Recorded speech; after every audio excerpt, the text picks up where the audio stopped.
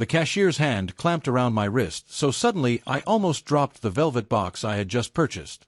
For a 70-year-old man like me, surprises often come in the form of small health scares, or the occasional letter from the pension office, not in the form of a young stranger grabbing me in a jewelry store. My first reaction was irritation, the old steelworker in me wanting to bark. "What the hell are you doing?" When I saw his eyes, wide and brimming with terror, my irritation was swallowed whole by confusion. "Don't go to the party under any circumstances," he whispered. His voice trembled, breaking like a weak plank under too much weight. I froze. For a moment, I thought he had mistaken me for someone else. Maybe he was confusing me with another old man buying something shiny for his family. But his grip only tightened, desperate, almost painful. I smelled the faint mix of sweat and cheap cologne rolling off him. He was deadly serious. "What did you just say?" I asked, my throat dry, my voice more fragile than I liked. The cashier leaned closer, so close I could see the pores on his face and the fear swimming in his pupils. His breath was hot against my ear. "If you value your life, old man, don't go to that party tonight." "I'm not kidding. Don't." He let go just as abruptly as he had grabbed me. The velvet box slipped in my hand, nearly tumbling to the floor, but I caught it.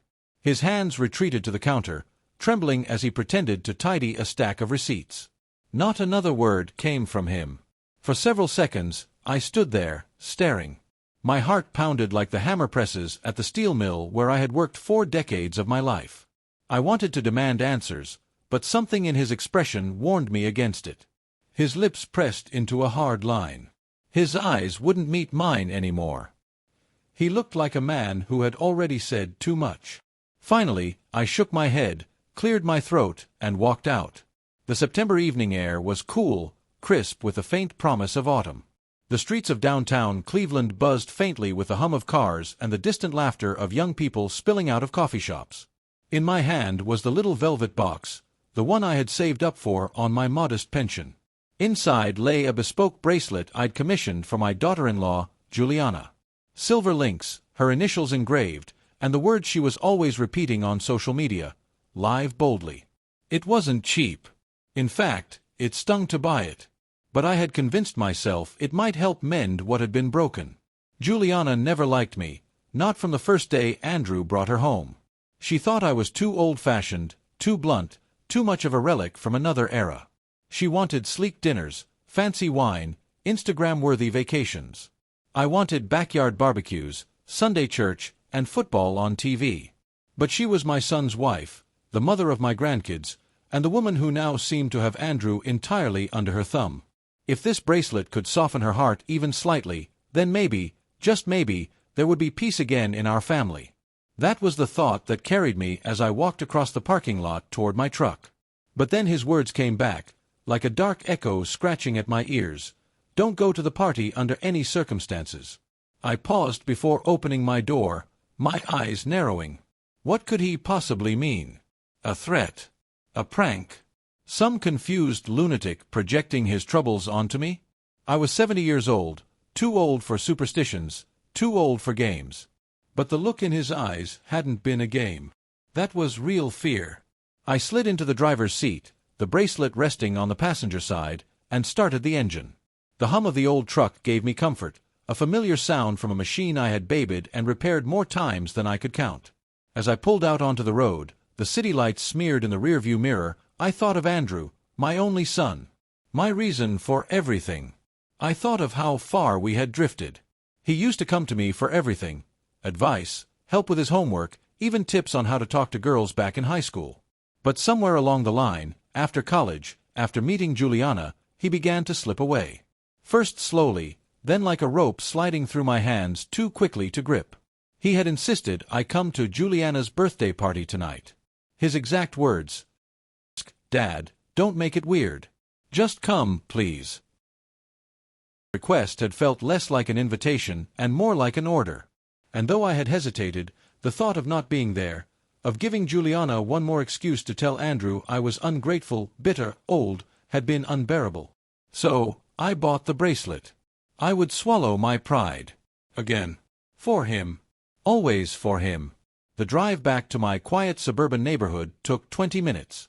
My modest house sat at the corner of Oakwood and 7th, its once white siding now faded to a tired gray. I parked in the driveway and sat in silence for a long moment. The street was calm. A couple of kids zipped by on bicycles. A dog barked 2 doors down. Nothing unusual, nothing sinister. And yet, that warning wouldn't leave me. Finally, I sighed, grabbed my keys, and stepped out. That's when I noticed it. There was a folded piece of paper tucked under my windshield wiper. My heart skipped. Hands trembling slightly, I pulled it free. The paper was cheap, lined, torn from a notebook. The handwriting was rushed, uneven, as if written in a panic. It read, "If you go tonight, you won't come back alive." I stumbled back a step, the words burning into my eyes. My throat tightened, and for a moment, all I could hear was the pounding of my own blood in my ears. This wasn't a coincidence. This wasn't some cashier's rambling. Someone knew I was going to that party tonight. Someone wanted me to stay away. But why? I glanced up and down the street, half expecting to see a shadowy figure watching me from behind a tree, or a car parked too long at the curb. But nothing. Just the quiet rustle of leaves in the cool breeze. My instincts told me to call Andrew right then. To warn him. To tell him something wasn't right. But another thought crept in, bitter and cold. Would he even believe me? Juliana had already painted me as paranoid, controlling, stuck in the past. If I called now, with some nonsense about death threats, Andrew would probably just sigh, shake his head, and tell Juliana I was being dramatic. I knew how it would go. I'd hear her voice in the background, sharp and dismissive. "See? I told you your father would try to ruin this night too." I couldn't give her that satisfaction. Not again. Still clutching the note, I walked up to my front porch and sank heavily into the old rocking chair. The wood creaked under my weight. I stared at the bracelet box on the passenger seat of my truck, shining faintly under the street lamp. The words replayed in my mind, "If you go tonight, you won't come back alive." For the first time in a long time, I felt fear, real fear, gnawing at me. Not the fear of loneliness that had lived in me since Marlene's passing. Not the fear of growing old and irrelevant. This was different. This was immediate. And yet, as I sat there, another voice inside me, stubborn and weary, rose up. "Raymond," I muttered under my breath, "you're too damn old to be scared off by anonymous notes and jittery cashiers." I pushed myself up from the chair, my knees aching as they always did, and went inside. I laid the bracelet carefully on the kitchen counter, staring at it as though it might hold answers. Whatever was waiting for me at that party tonight, I had a choice to make: obey the warning and stay home, or go anyway and face whatever storm was brewing. The sight of that back door ajar sent a cold shiver through me, but I didn't rush toward it. At my age, you learn not to act rashly. I just stood in the kitchen, the silence of my house pressing on me. My first thought wasn't about intruders or danger, it was about Marlene. She'd been gone 20 years, but I could almost hear her voice. "Ray, don't ignore the signs. Don't brush things under the rug. Trust your gut." I closed the door gently, locked it tight, and leaned against the counter. My hand brushed the bracelet box. Somehow, that small piece of silver had become more than just a gift. It was the symbol of everything I had sacrificed, everything I was still willing to give. To explain why I couldn't just walk away, why I couldn't take the warning seriously, I have to go back. Back to when life was simpler. Back to when all I lived for was family. I was 22 when I met Marlene at a church picnic. She was pouring sweet tea into paper cups, laughing at some joke, and the sun caught her hair just right. I wasn't much to look at, just a lanky kid who worked long shifts at the steel mill, but she smiled at me like I was somebody. That smile was enough to keep me going for the next 40 years. We married young. We didn't have much. A 2-bedroom rental, hand-me-down furniture, second-hand clothes. But we had each other, and we had dreams. I swore to her I'd take care of her, no matter what it cost me. And I did, at least I tried. When Andrew was born, I was 30. I remember holding him in the delivery room, this tiny, red-faced miracle, and whispering, "I'll never let you down, son." I worked double shifts for years after that, breaking my back so he would never go hungry, never know the kind of worry I grew up with. Marlene stayed home with him, teaching him to read before he even started kindergarten. She was patient, gentle, everything I wasn't.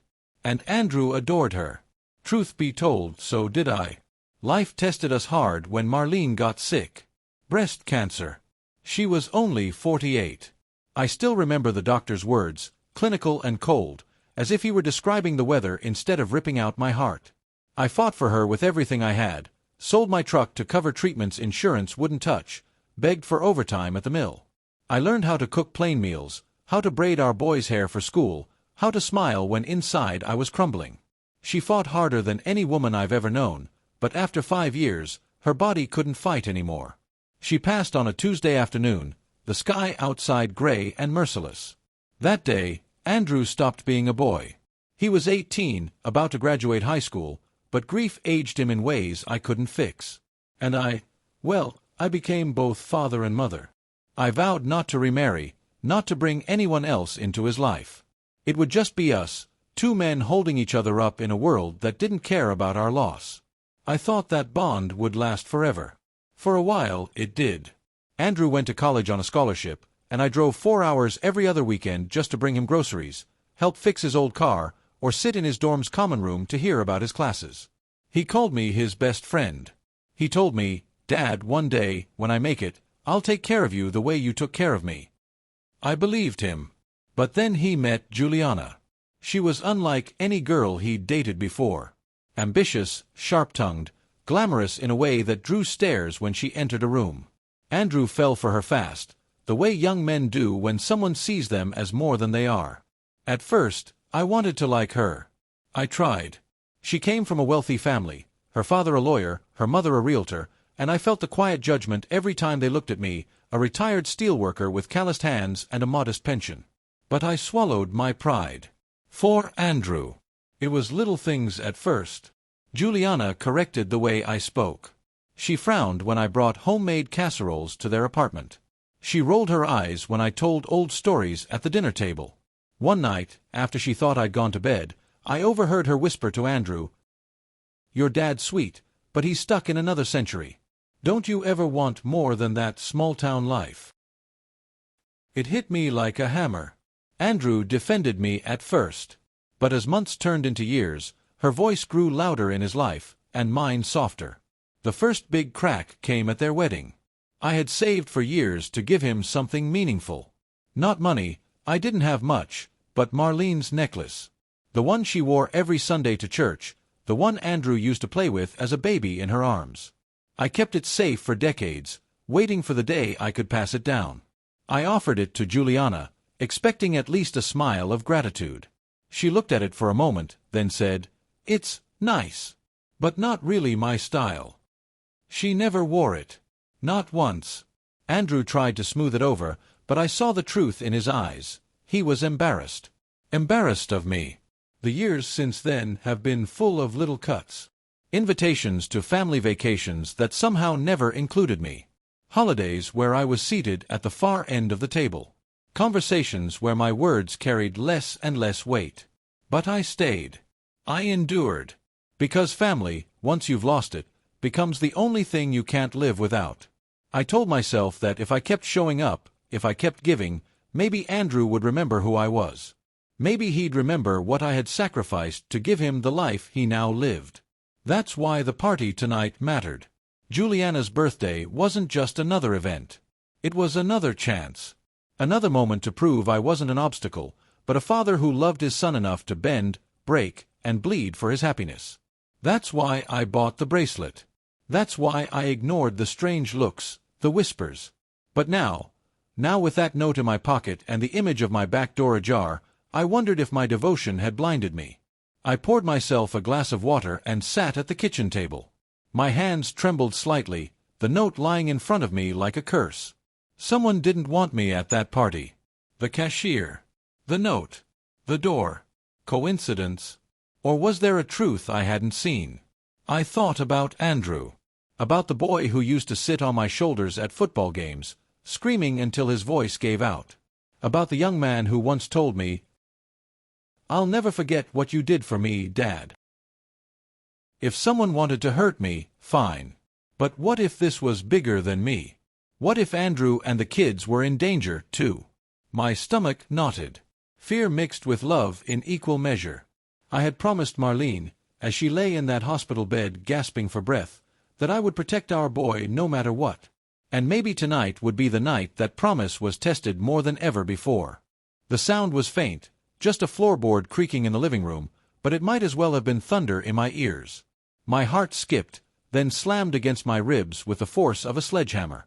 I froze in the kitchen, one hand gripping the edge of the counter, my eyes darting toward the doorway. My first thought was denial. Maybe it's just the house settling. Old wood does that. But the rationalizations rang hollow. I had lived in this house for over 40 years. I knew its groans, its sighs. This was different. This was weight. Someone was in my home. I reached for the nearest thing that could be used as a weapon, a heavy cast-iron skillet from the stovetop. My hands trembled as I held it, but there was steel left in me yet. I wasn't some frail old man who would cower in a corner. I had worked in furnaces, lifted iron bars, raised a child alone. Whoever was in my home, they weren't taking me without a fight. "Who's there?" My voice cracked but carried enough force to fill the silence. No answer. The floorboard creaked again, closer this time.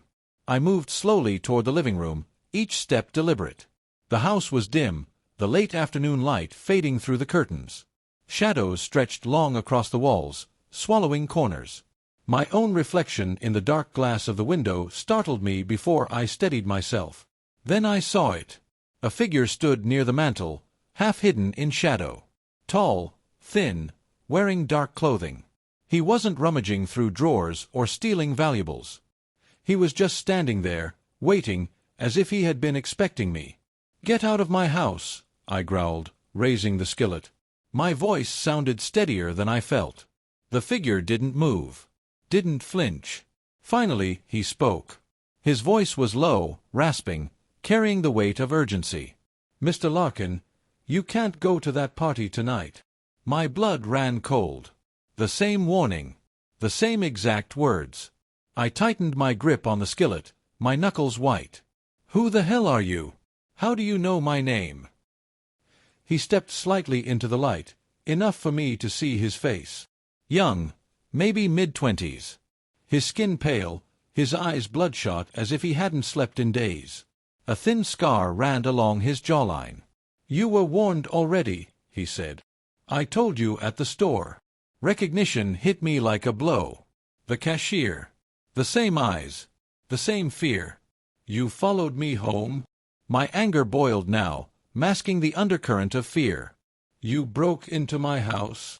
"I had to," he said quickly, raising his hands as if to calm me. "You didn't believe me. You were going to ignore the note. I had to make you understand." "Understand what?" I barked. That I should let some punk scare me away from my son's house? That I should stay home like a coward? "You don't get it." His voice cracked, almost pleading. "If you go to that party, something terrible will happen. To you. To everyone. They'll blame you, Mr. Larkin. They'll destroy you." His words hung heavy in the air. I wanted to dismiss him, to call the cops, to throw him out. But the sincerity in his face, the desperation, God help me, it made me pause.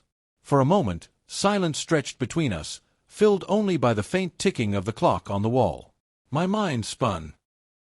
How does he know me? Why warn me? "Why should I believe you?" I demanded. He swallowed hard. "Because I've seen it before. With other families. With other parties. They set you up. They make you the villain, and by the time you realize it, it's too late." My head swam. His words made no sense, yet they carried the kind of conviction that came from lived experience. "Who are they?" I pressed. His eyes flicked toward the door, as if expecting someone to burst in at any moment. "I can't say. If I do, they'll know. But listen to me, don't go tonight. No matter how much your son insists. It's not what you think." Rage bubbled inside me. I lowered the skillet but kept my guard up. "You listen to me, son. I've worked my whole damn life for my boy. I buried his mother, I broke my back so he could have a future, and I've taken more disrespect from that wife of his than any man should. And now you're telling me I should stay away on her birthday? You expect me to let her paint me as some bitter, absent old man." He shook his head violently. "You don't understand. The party isn't about her. It's about you." His words hit me like a punch. "What do you mean, about me?" But before he could answer, a car horn honked outside. We both froze. The young man's face went pale. "They're here," he whispered. He darted toward the back door, moving with surprising speed. "Please, Mr. Larkin. Trust me. Stay away tonight. If you want to live, if you want your son to live, don't go." And just like that, he was gone, slipping into the evening like a shadow. I stood there, skillet still in hand, my chest heaving. My house was silent again, but my mind was anything but. I locked every door, every window, my hands shaking. Then I sat heavily on the couch, staring at the note still folded in my pocket. The warnings. The fear. The insistence that the danger was tied to me. And the worst part? A part of me believed him. Not because of his words, but because deep down, I knew Juliana was capable of turning Andrew against me in ways that felt like death itself. She already had, little by little. What if tonight was the final strike? What if the party wasn't just a celebration, but something darker, a chance to erase me entirely? I remembered all the time she smirked at me across the table, her voice honeyed when Andrew was around but sharp as knives when it was just us. "You've had your time, Ray," she once told me when Andrew wasn't listening. "Don't ruin ours by clinging too tight." Maybe the young man wasn't lying. Maybe he was the only one brave, or foolish, enough to warn me. The clock ticked past 6:30. I had less than 30 minutes before the party began. My phone buzzed on the coffee table. Andrew's name lit up the screen. I stared at it, my hand hovering. Answering would mean pretending everything was fine, pretending I wasn't shaken to my core. But not answering would only give Juliana more ammunition. With a deep breath, I picked it up. "Hey, Dad," Andrew said cheerfully, though his tone carried a hint of strain. "You're on your way, right?" I hesitated. My mouth went dry. "Yeah, son. I'll be there." "Good," he said quickly. "Juliana will be glad you came. Don't be late." And then he hung up. Not "I'll be glad you came." Not "I want you here." Juliana would be glad. Always Juliana. I sat in silence, the phone heavy in my hand. My reflection caught in the darkened TV screen across from me. A tired old man with lines etched deep into his face, eyes hollow from years of giving and rarely receiving. For a moment, I thought about staying home, locking the doors, turning on the game, and letting the night pass in quiet solitude. But then I thought of Andrew, of the boy who once looked at me like a hero, of the promise I made to Marlene. I couldn't abandon him. Not now. Not ever. Even if it killed me. The neighborhood glowed with strings of golden lights as I pulled my truck up to Andrew and Juliana's house. From the outside, it looked like the picture of warmth and festivity. Cars lined the street, music drifted faintly into the cool September air, and laughter spilled from the open windows. But inside me, there was no warmth. Only the echo of those warnings, the folded notes, and the image of the cashier's pale face whispering, "Don't go." I killed the engine, sat for a moment, and stared at the house. My fingers brushed the bracelet box in my jacket pocket, the silver cool even through the fabric. I had come this far, and turning back now would mean letting Juliana win without even stepping inside. I muttered under my breath, "All right, Ray. Smile. Stay steady. Don't give her the satisfaction." Then I stepped out of the truck. Inside, the house was buzzing with people. The smell of catered food wafted from the kitchen, salmon, some kind of roasted vegetables, things I couldn't pronounce. A crowd of well-dressed friends milled about, champagne flutes clinking, polished laughter bouncing off the walls. I recognized maybe 2 faces. The rest were Juliana's people, her colleagues, her social circle, the kind who always eyed me like I was a museum exhibit from a world they didn't care to understand. Andrew spotted me first. He pushed through the crowd, a broad smile on his face, and for a moment my chest eased. He looked like the boy I remembered, tall, kind-eyed, still with that same crooked smile Marlene had adored. "Dad, you made it." He hugged me, tight and quick, then pulled back. His eyes darted to the side nervously, toward Juliana, who stood near the dining table, a glass of wine in hand. She wore a red dress that shimmered under the lights, her dark hair pinned up perfectly. She was radiant, commanding attention without trying. And she was watching me, her lips curved into a smile that didn't reach her eyes. "Raymond," she said smoothly, her voice carrying across the room. "So glad you could join us." There was no warmth in it, just control. I walked toward her, forced a smile, and handed her the box. "Happy birthday, Juliana. Thought you might like this." She took it delicately, as though it might be contaminated. Opening the velvet lid, her eyes flicked over the bracelet, then back up at me. "Oh, how thoughtful." The pause after the word thoughtful was a dagger. Around us, a few guests chuckled politely, sensing the tension but not daring to comment. Andrew leaned in quickly. "It's beautiful, Dad. Really. Juliana loves jewelry." She slipped the bracelet back into the box and set it down on the table beside her wineglass. Not on her wrist. Not even a pretense. Just discarded like an unwanted trinket.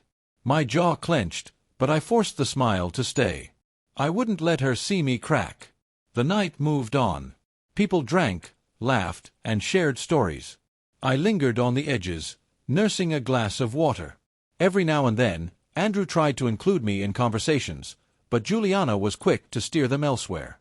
"Raymond's retired now," she said at one point, her tone light but sharp. "He spends most of his time at home." "Isn't that right?" I swallowed my pride and nodded. "That's right." Her friends laughed, one of them saying, "Must be nice to have no responsibilities." I wanted to snap back, wanted to tell them about the nights I worked through until dawn so Andrew could have shoes for school, about the mortgage payments I wrestled with, about Marlene's hospital bills. But I held my tongue. Because the more I spoke, the more Juliana would twist my words. Halfway through the evening, Andrew pulled me aside into the kitchen. His voice was hushed, his face tight. "Dad, please. Try to be nice. She's stressed tonight. A lot of people from her work are here." "Andrew," I said quietly, "I am being nice. I'm trying. But she—" He cut me off. "Don't, Dad. Please. Don't start." I looked at him, at the lines forming around his eyes, at the tension in his shoulders. He wasn't a boy anymore. He was a man, tired, worn, stretched thin between the woman he loved and the father who raised him. And in that moment, I realized the cruel truth. No matter what I did, no matter how hard I tried, Juliana would always have the upper hand. Because she had his heart in ways I no longer did. But still, I couldn't shake the warnings. The notes. The intruder in my house.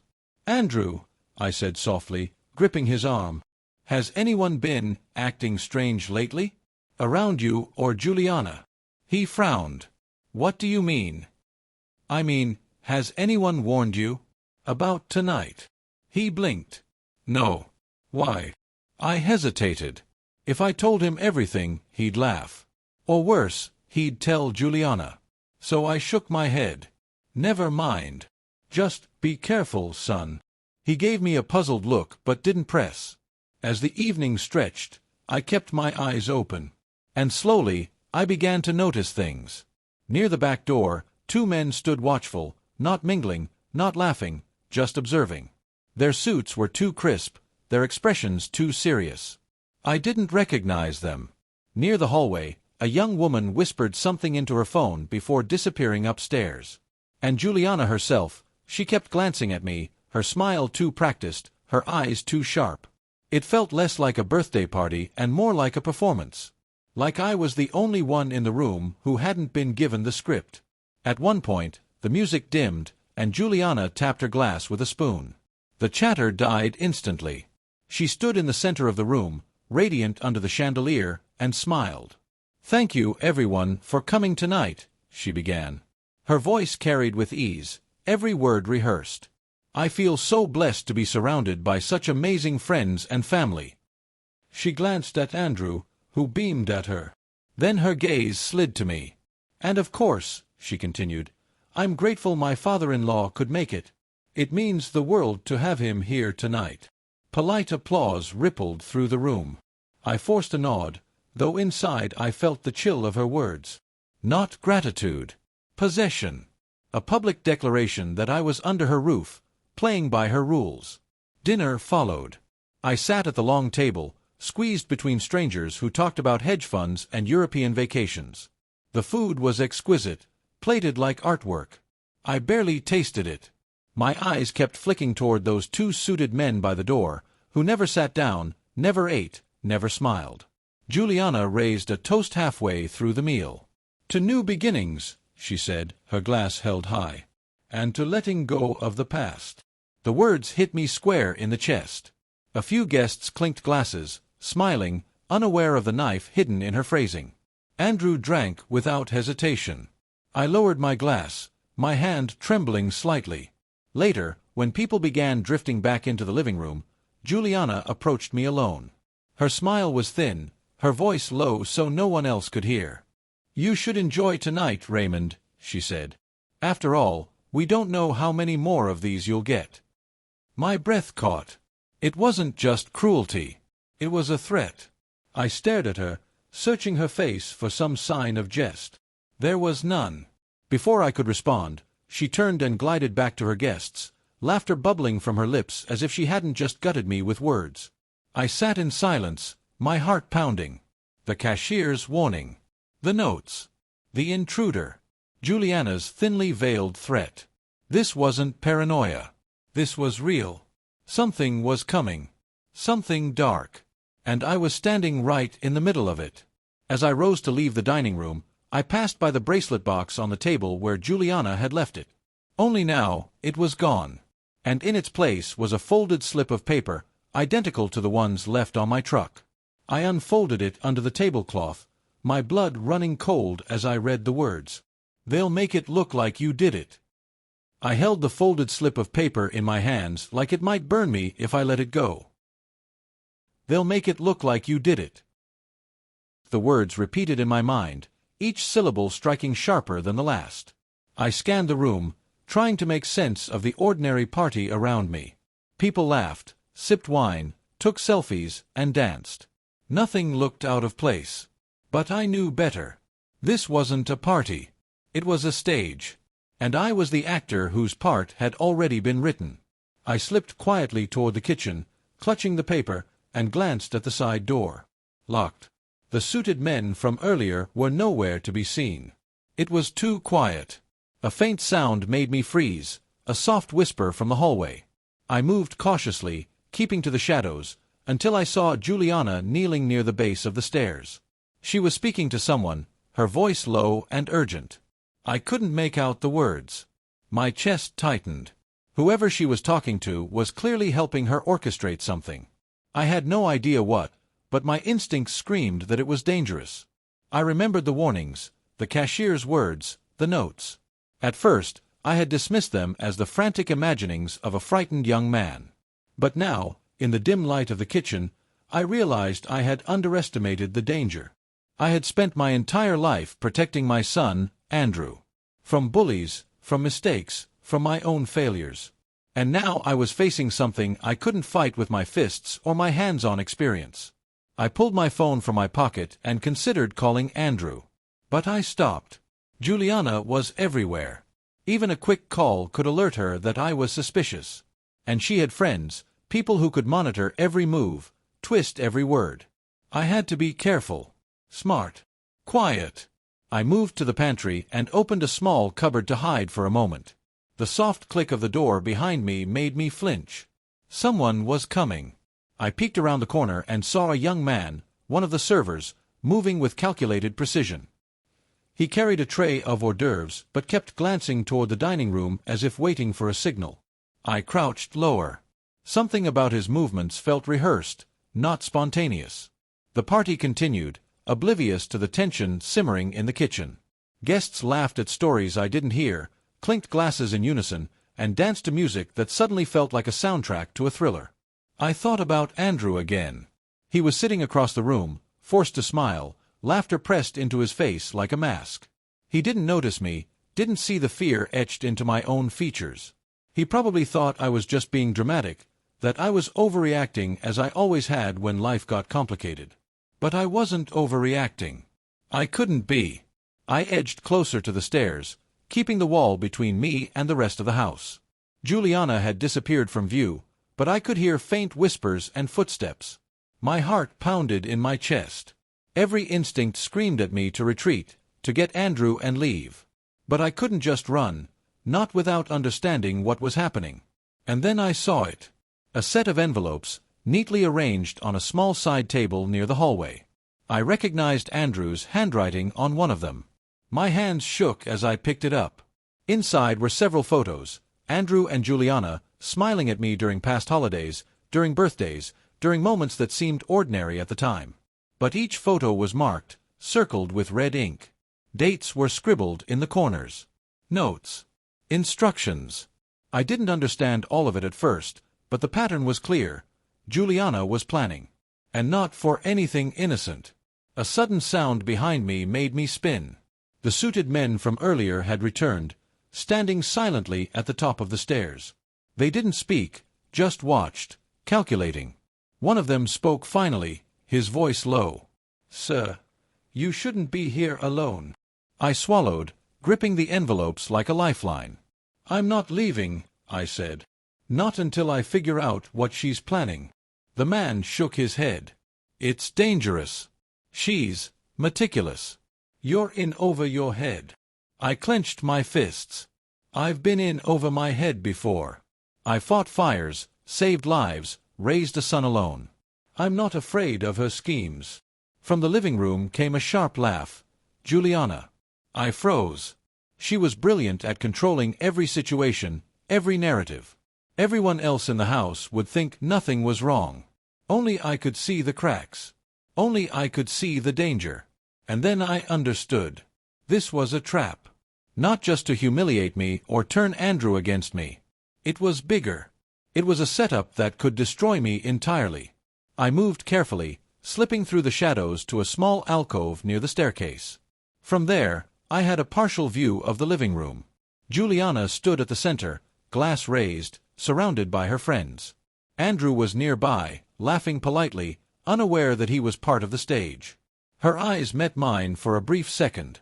The smile she gave was perfect, polite. But the malice behind it was unmistakable. I realized then what the notes had meant. "They'll make it look like you did it." Whoever was orchestrating this, her allies, the suited men, maybe even the guests unknowingly participating, they were setting me up. Something catastrophic was planned for tonight. And if I intervened blindly, it would be blamed on me. I slid down the wall, crouching, trying to remain unseen. My mind raced. I had always been someone who solved problems with hard work, patience, and hands-on effort.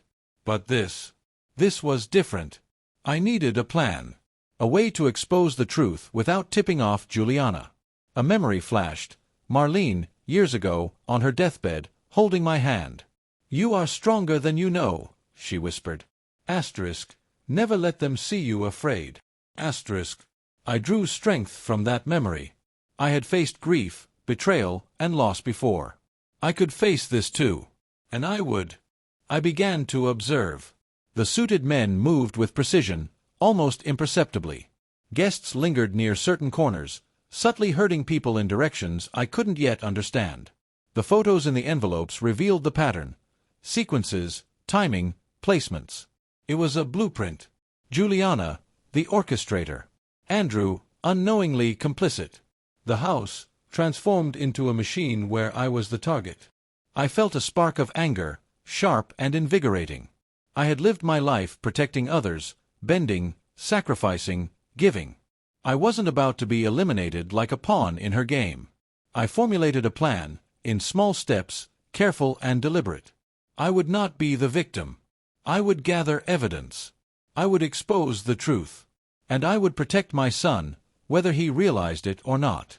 I glanced at the envelopes again. They contained not just photos, but instructions, guest placements, timing cues. This wasn't just a game. This was a scheme designed to isolate me, discredit me, possibly even endanger me physically. My pulse quickened. The fear that had gripped me earlier transformed into determination. I could do this.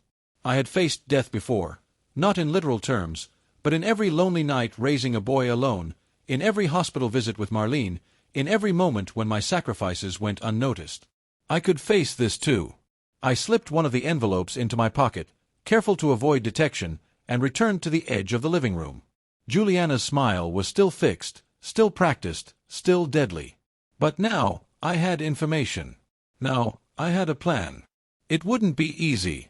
It wouldn't be simple. But I would uncover the truth tonight. I would protect Andrew. And I would not allow Juliana to win. Because I had survived far worse than a scheming daughter-in-law.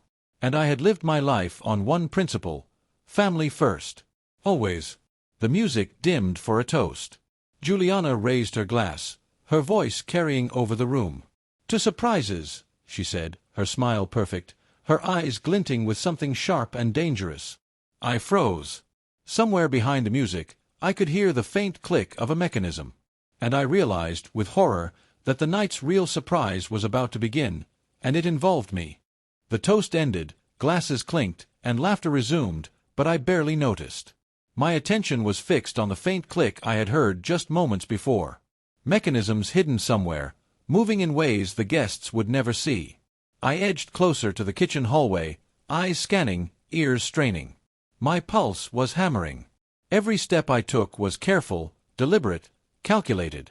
If Juliana had planned this well, and I was beginning to realize she had, then one wrong move could trigger everything. And I couldn't afford a wrong move. I slipped behind the kitchen counter, crouching as though I were invisible. My fingers brushed the envelopes I had stashed earlier.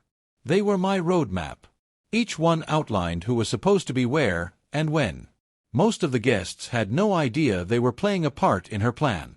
They were unwitting pawns, performing simple tasks, laughing, drinking, oblivious to the danger lurking in the background. But she knew every detail, every timing, every distraction. And I realized the terrifying truth. I wasn't just the target. I was the centerpiece. A noise drew my attention, the clatter of a tray, the muffled shout of a guest startled. I slipped around the corner and caught a glimpse of the suited men, coordinating quietly with a few others. They were subtle, discreet. No one in the room would have noticed if they weren't looking for it. One of the men signaled toward the dining room. I followed their gaze. That's when I saw it. A centerpiece on the main table, a large, ornate cake. It looked harmless, festive even. But my instincts screamed that it wasn't just a cake. Something about the way the men positioned it, the way Juliana lingered nearby, smiling at her guests with flawless control, it screamed danger. I swallowed hard. The notes. The warnings. The intruder in my house. It all made sense now. This was the climax. Everything had been leading to this moment. I needed to act, but I had to be smart. I couldn't confront Juliana openly, not yet. If I did, she could manipulate the room, turn Andrew, turn the guests, turn everyone against me. So I stayed in the shadows, watching, waiting for the right moment. Meanwhile, Andrew drifted near me, blissfully unaware. He laughed at a joke someone told, his hand brushing mine for a moment. I wanted to warn him, but I couldn't risk it. He wouldn't understand. He might even think I was overreacting, like I always did.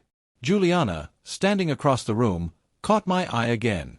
That smile, so perfect, so controlled, was like ice against my skin. She had planned this entire evening meticulously. Every glance, every toast, every arrangement of people. And somehow, she had made it look like a celebration. But beneath the veneer of joy lay a trap. The music shifted, signaling a transition in the party. Guests moved closer to the living room for dancing. That was my opportunity. I edged closer to the cake, staying low, eyes scanning. The suited men were still near the doorway, observing. I needed to disrupt their plan without drawing attention. I remembered a trick from my younger days, a habit from the steel mill when machinery malfunctioned. Slow, deliberate, calculated movements. I moved the tray slightly, enough to block the mechanism I suspected had been rigged. If Juliana had intended the cake as a trap, This small interference might buy me seconds. Then I noticed the subtle movements of other guests, friends of Juliana's, carefully arranged to funnel me toward the center of the room. A smile here, a guiding hand there. They thought they were being polite, but in reality, they were instruments in her orchestration. My heart sank. She had turned everyone into unwitting accomplices.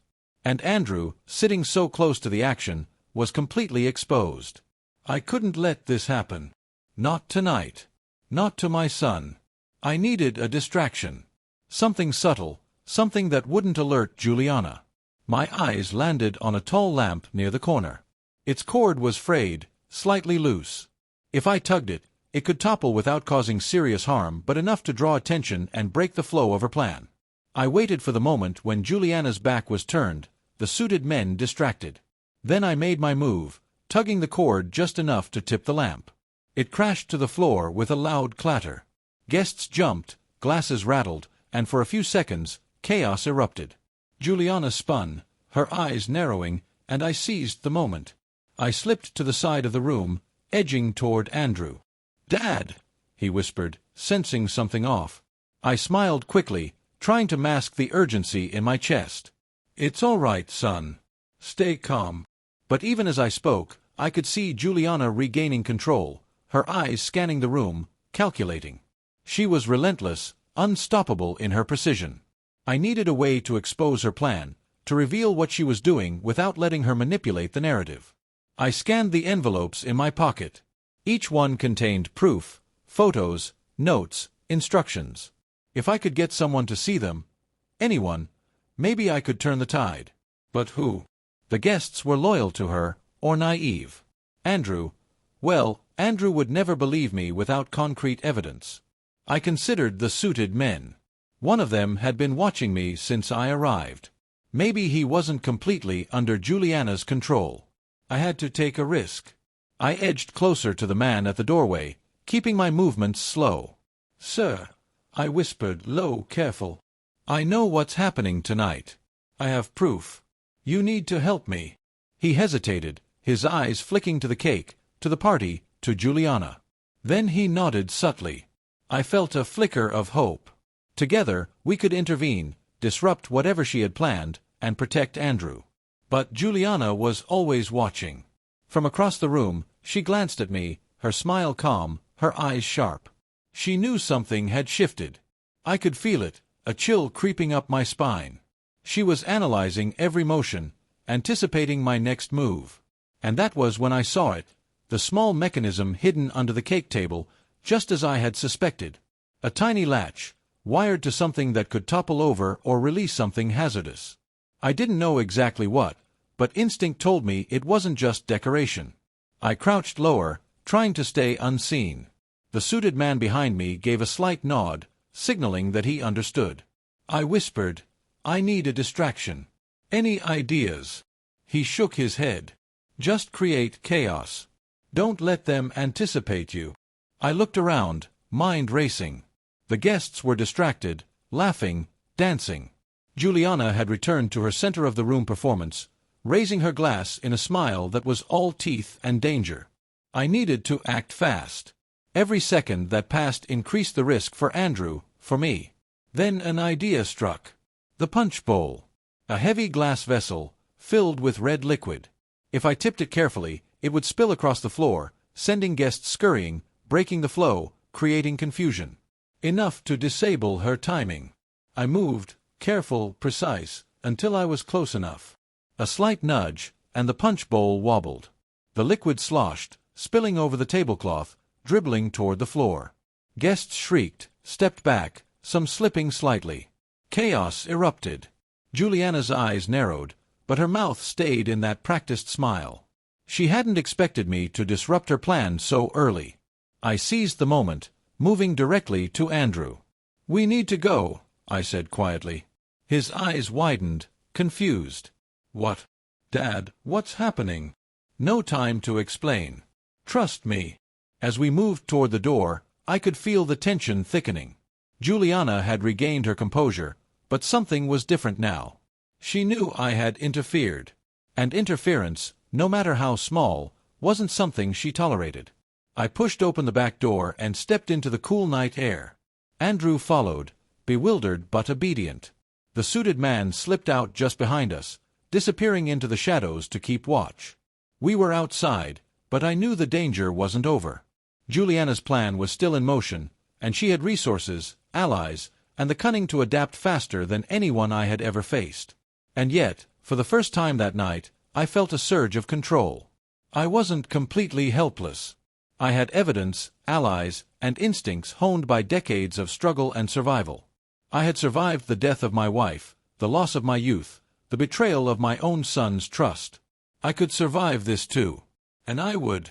As I glanced back at the house, I saw Juliana standing at the window, her smile wider than ever, but her eyes glinting with something darker than I had ever seen before.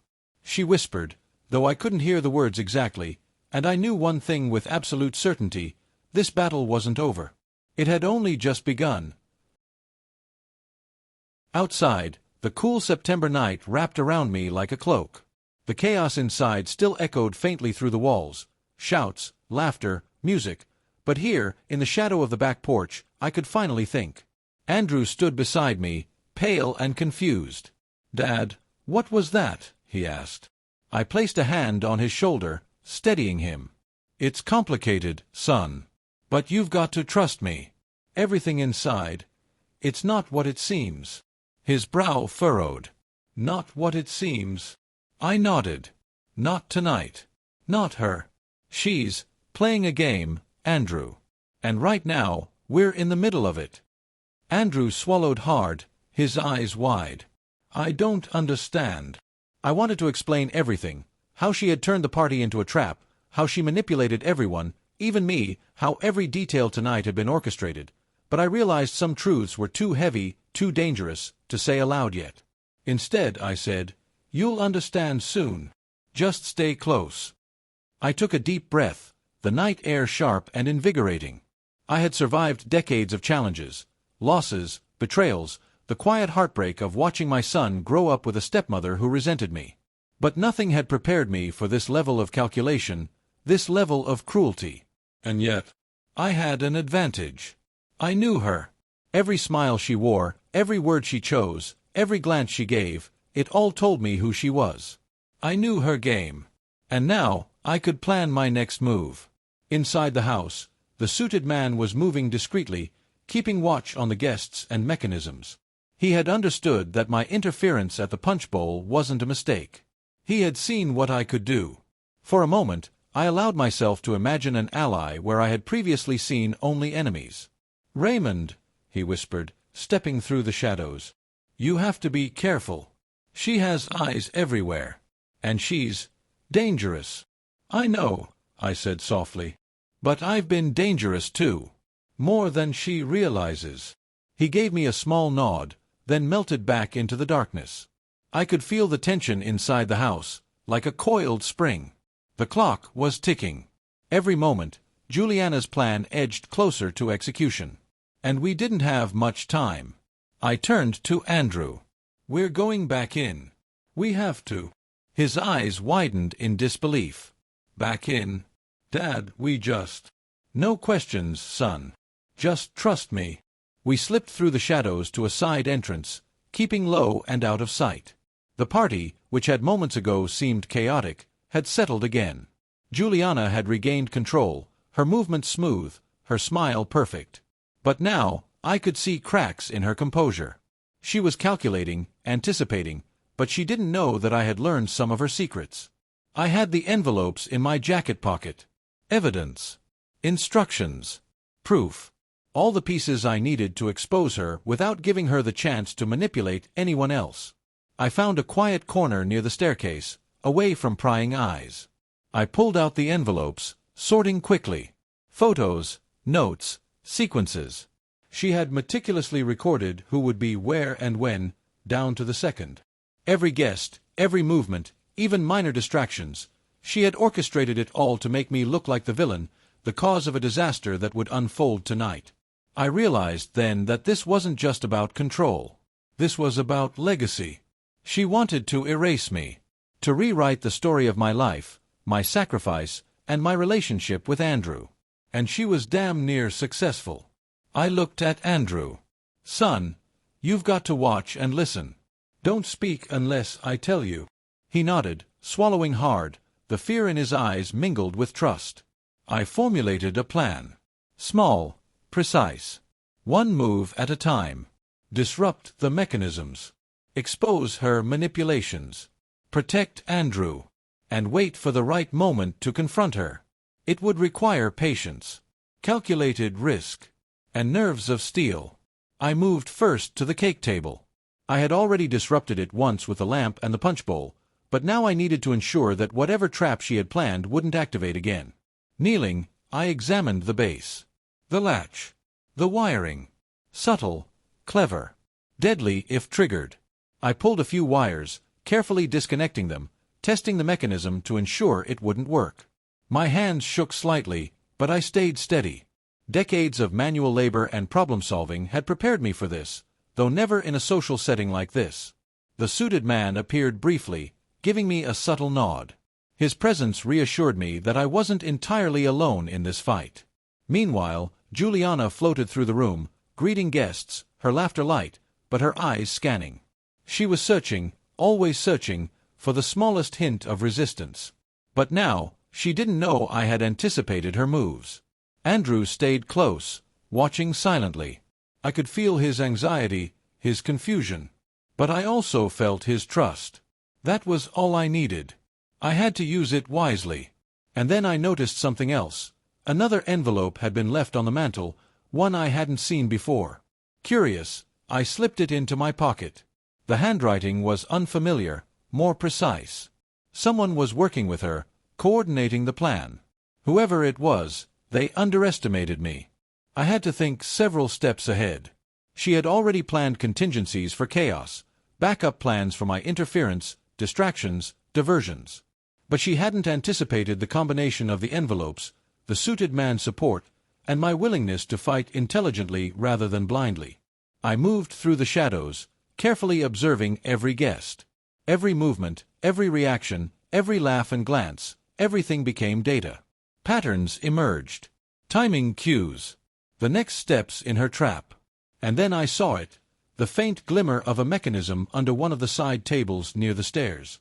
A secondary trap, possibly meant to isolate me if I approached the cake again. I made a decision. I would dismantle it, not just for tonight, but as a demonstration. I needed her to see that her games would not succeed. I crouched near the table, moving quickly but quietly. My fingers found the small lever, the hidden trigger.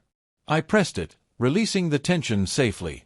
The mechanism clicked harmlessly into place.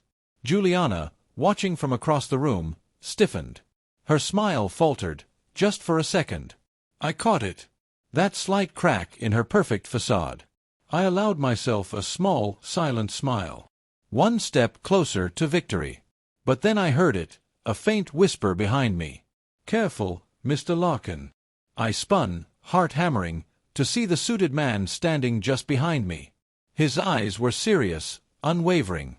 "She's expecting you to make a mistake. Don't." I nodded. "I won't. Not tonight." Together, we scanned the room. Juliana was gathering the guests near the main area again, orchestrating another segment of her plan. But now, I had information she didn't anticipate. I knew the sequences, the triggers, the instructions she had left in the envelopes. I had the upper hand in knowledge, even if she still had control over the stage. The tension in the room grew, palpable even to the guests who had no idea of the true stakes. Laughter rang hollow now. Music felt like a soundtrack to an unfolding thriller. Every eye on me, even those unaware, was part of the performance.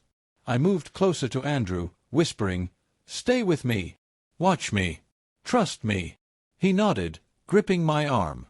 Fear, confusion, and trust mingled in his gaze. I had one final step to take. I needed to expose Juliana completely, but carefully. If I rushed, if I acted openly, she could manipulate perception. I needed proof, witnesses, undeniable evidence. And I had it, the envelopes. I slipped one of the envelopes onto the coffee table in the center of the room, just visible enough for the guests to notice. The photos, the notes, the instructions, every detail laid bare. I whispered for Andrew to stay back, and then stepped into view, drawing the attention of Juliana and the room. "Everyone," I said, my voice steady, calm but firm. "Look at this." The room froze. Glasses paused mid-air.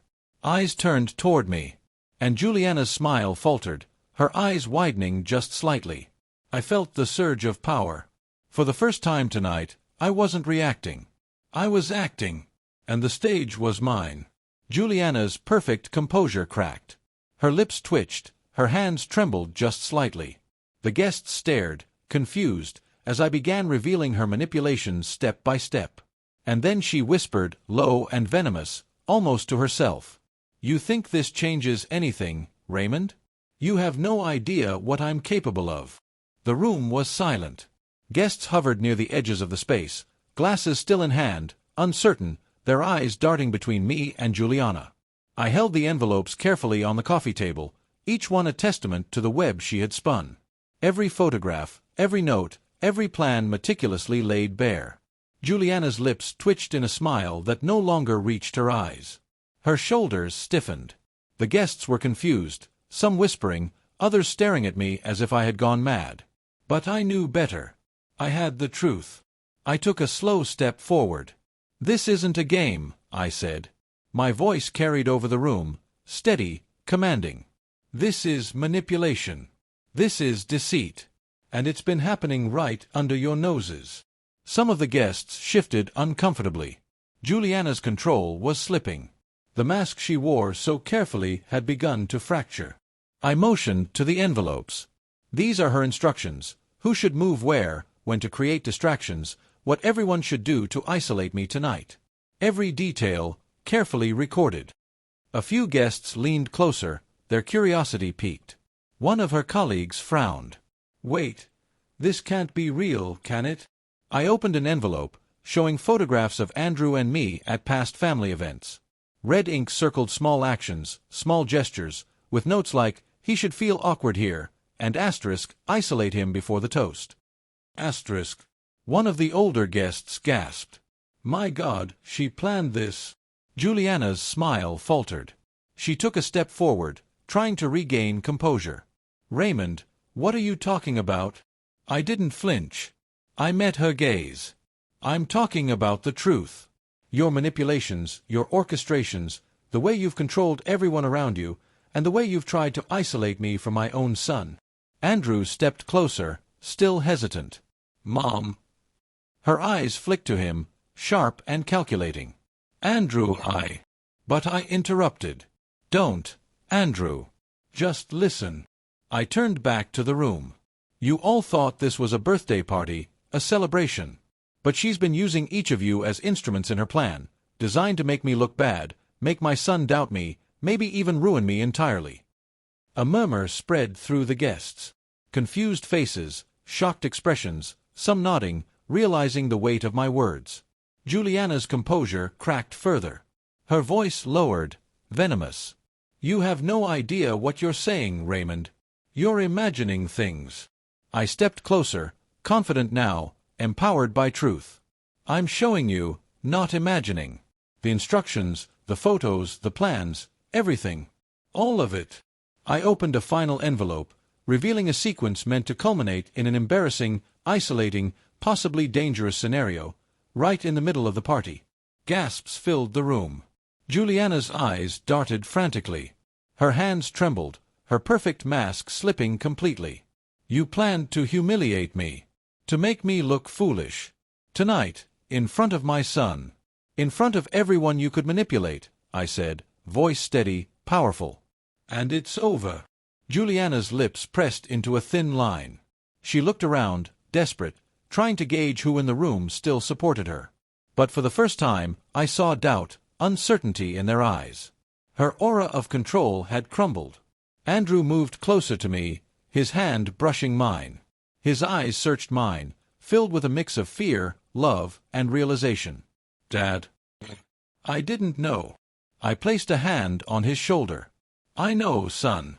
That's why I had to act carefully. It's not your fault. You've never understood her manipulations until now. Juliana's voice cut through the silence, low and dangerous. You think you've won? This isn't over, Raymond. I shook my head. No, Juliana. You're wrong. It is over. Tonight, the truth is out, and no one can undo it. You won't manipulate my son, my family, or me again. Your reign of control ends here. Her eyes flicked toward the suited man who had aided me subtly throughout the evening. He stood firm, neutral, a silent enforcer of truth. Juliana's gaze hardened. She realized she had miscalculated, underestimated me, and now her power over the evening had vanished. The guests began murmuring among themselves. Her colleagues, her friends. Confusion and shock replaced the admiration she had carefully curated. Some approached me quietly, nodding, acknowledging the evidence I had revealed. The veil of her charm was lifted.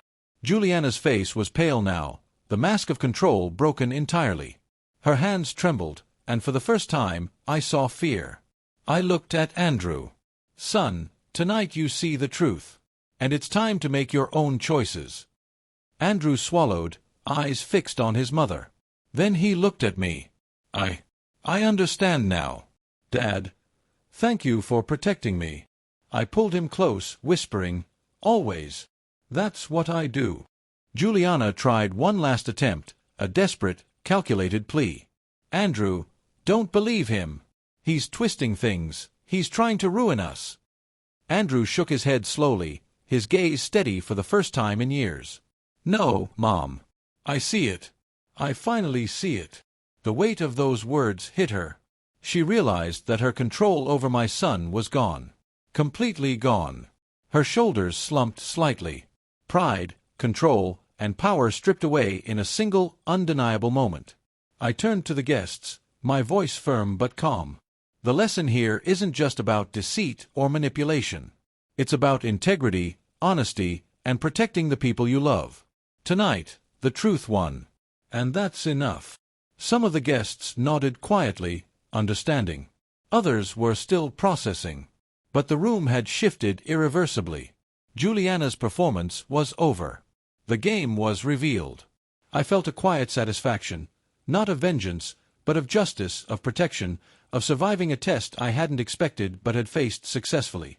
Juliana's final words were a whisper, barely audible over the soft hum of conversations resuming. You think you've won, but you don't know the end. I didn't answer. I didn't need to. The end wasn't hers to dictate anymore. She had lost control, the truth had been revealed, and the consequences of her actions would ripple through her life in ways she couldn't manipulate. I walked over to Andrew, placing a hand on his shoulder. Son, tonight you learned something important. People will try to manipulate, control, and deceive. But love, integrity, and patience, those are stronger than schemes. Andrew nodded, a small, grateful smile forming. I see it now. Thank you, Dad. We stepped outside into the cool night air, leaving the house behind. The tension of the evening began to ease, replaced by quiet relief. We had survived the storm, and more importantly, we had endured it together. I looked at my son and smiled, the weight of decades of sacrifice, struggle, and love lifting slightly from my shoulders. Let's go home, son. We've earned it. As we walked toward my truck, I glanced back one last time. Juliana stood at the window, her figure framed by the dim glow of the party lights. She was silent now, her perfect smile gone. Fear, frustration, and disbelief mingled in her expression. And I realized something profound. She could never take control again. Not over my son. Not over me. Not over the life I had built, the love I had nurtured, or the sacrifices I had made. I had survived.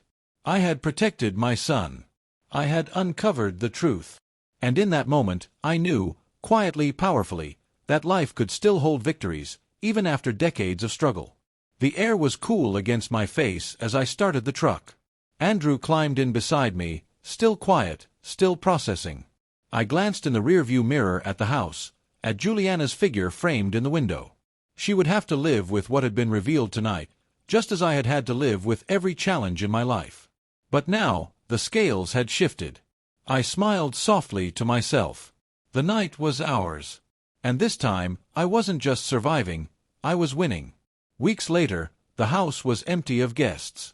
Juliana had retreated into her own world, her plans exposed and dismantled.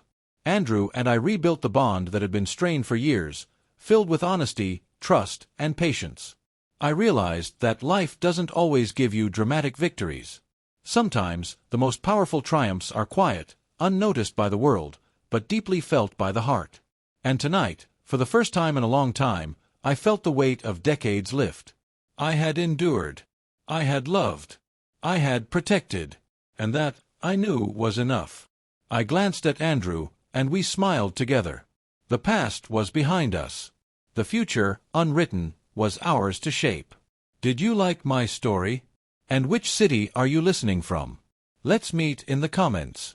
If you like the story, you can support me by sending a super thanks so I can keep bringing more stories like this. Thank you so much for your sweet support. I'm looking forward to your comments on the story. On the screen, you can see 2 new life stories that I highly recommend. There's so much more on my channel. Don't forget to subscribe. See you in the next life story.